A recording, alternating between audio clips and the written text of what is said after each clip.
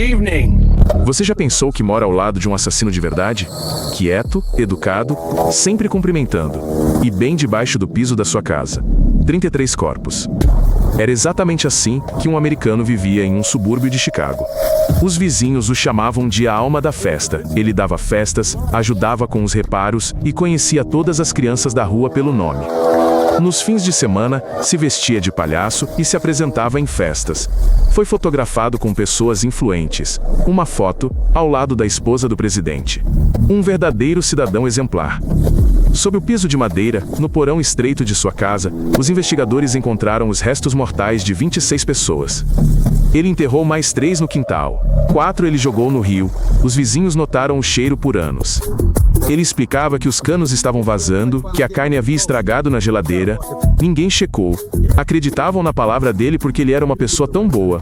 O pegaram por acaso, através de uma adolescente desaparecida que foi conversar sobre trabalho. 33 vítimas em 6 anos. A maioria delas nunca foi identificada durante a vida dele. Em seu julgamento, ele chorou e declarou sua inocência.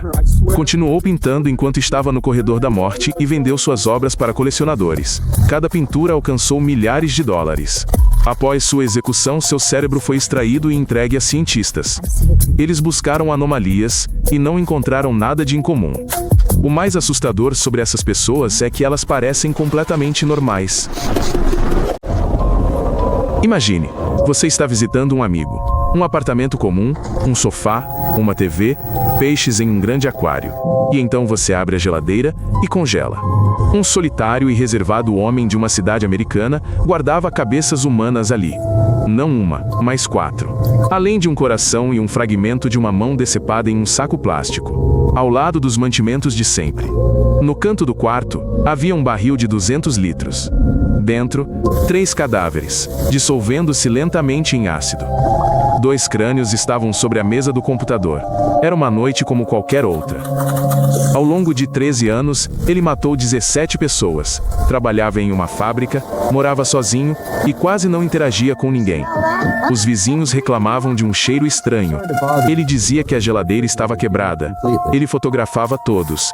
Guardava as fotos em um álbum. Queria se lembrar. Os investigadores encontraram 74 fotografias no total. Chamaram a desconstrução desse apartamento de desmantelamento de um museu pessoal. Ele só foi preso porque uma das vítimas conseguiu fugir para a rua algemada. Mais tarde, a polícia descobriu que, 2 meses antes, agentes haviam devolvido um menino fugitivo para ele. Você acha isso impossível no seu bairro? Havia vários apartamentos no prédio dele. Os vizinhos sentiam um cheiro há anos. Ninguém chamou as autoridades. Às vezes, o silêncio pode custar vidas. Agora você vai conhecer a história de um homem que costurava máscaras com rostos de pessoas reais e as usava à noite. Ele morava sozinho em uma fazenda. Os vizinhos o consideravam estranho, mas inofensivo. Após a morte de sua mãe, ele trancou o quarto dela e o deixou intocado. O restante da casa foi transformado em uma oficina. À noite, ele ia a cemitérios e recolhia partes dos corpos enterrados.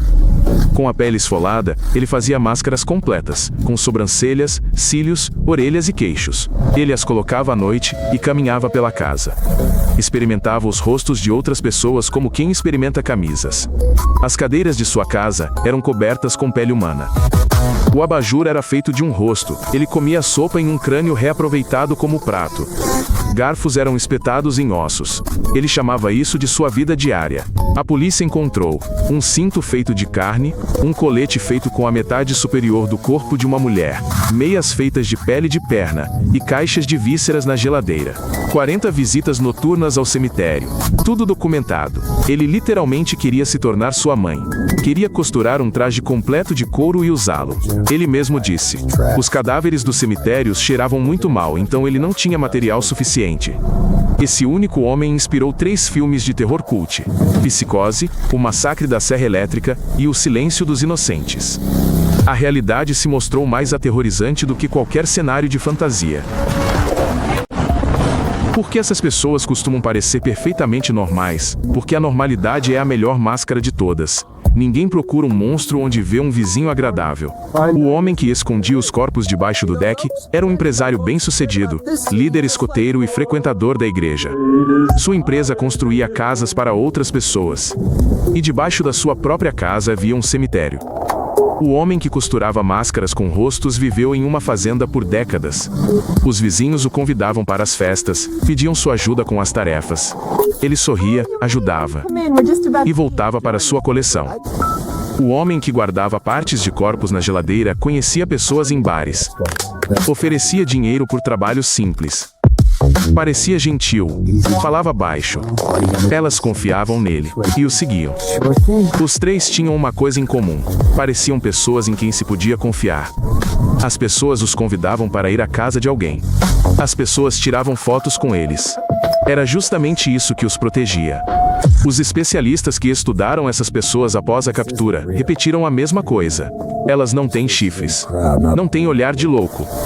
Fisicamente, não são diferentes de você. São simplesmente incapazes de empatia. Estatisticamente, em qualquer cidade com mais de 1 milhão de habitantes, existe pelo menos uma pessoa assim vivendo agora. Despercebida. Educada. Talvez alguém que você conheça pessoalmente. O que se passa na cabeça de uma pessoa capaz de tais coisas? Não é apenas raiva. É uma forma particular de perceber o mundo, na qual o sofrimento alheio não provoca qualquer reação. Quase todos eles foram isolados, humilhados ou abusados na infância. Alguns sofreram traumatismo craniano. Alguns cresceram com pais mentalmente instáveis. Isso não é uma desculpa. São apenas os fatos. As partes do cérebro que na maioria das pessoas são ativadas pela visão do sofrimento alheio estão praticamente silenciosas nessas pessoas. Elas não sentem raiva da vítima. Simplesmente não sentem nada. Um deles, durante o interrogatório, disse: "Matei porque não queria que a pessoa fosse embora." Ele não sabia como construir relacionamentos. A única maneira que encontrou para manter alguém por perto foi essa. Outro descreveu uma constante sensação de vazio interior. Disse que nada lhe trazia alegria ou paz. Tentou trabalho, comunicação, hobbies. Nada ajudou. Essas não são histórias sobre monstros de filmes. São histórias sobre pessoas que viveram ao lado deles. Caminharam pelas mesmas ruas. Compraram comida nas mesmas lojas. Eles eram exatamente como você é agora. Todas essas histórias são reais. Todas essas pessoas existiram.